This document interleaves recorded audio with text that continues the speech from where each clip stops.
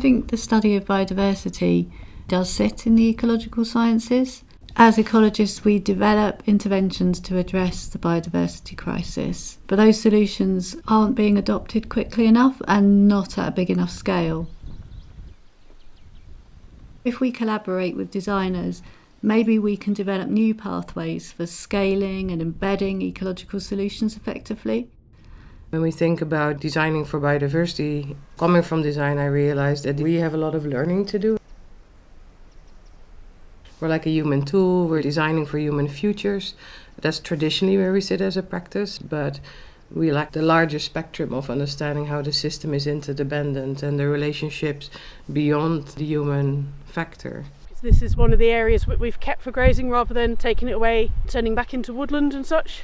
So we're just improving the pastures here by removing the gorse.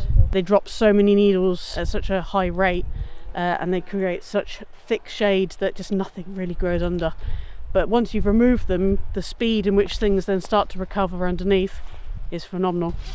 Being here in place allows us to disrupt the natural design process. So we included fieldwork days where we say stop designing and really just get hands-on. And they were removing gorse and had to climb on the hills and mountains. I think there's such an importance in that, in where from our practice, from design, stop projecting your ideas, just listen.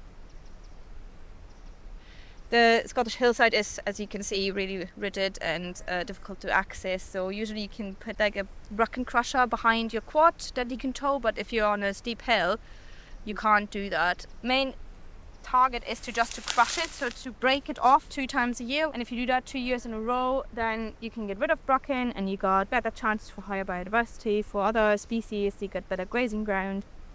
I think we have different understandings of what scale might be. For people working in the ecological sciences, you don't necessarily expect to see the outcome of what you do. You're part of a really long time scale. Nobody imagines that they're going to see the completion of their life's work. It's just part of a process that's ongoing. Yeah. We're designing with human time. This might finish next month or next year, or we're delivering this to a client or to a community or towards industry. That has a whole different time scale. There's still so many. We're kind of opening each other's perspectives, but at the same time staying also grounded in the knowledge we've built up in our disciplines. Designers are not becoming ecologists and ecologists are not becoming designers, but it's kind of a meeting space.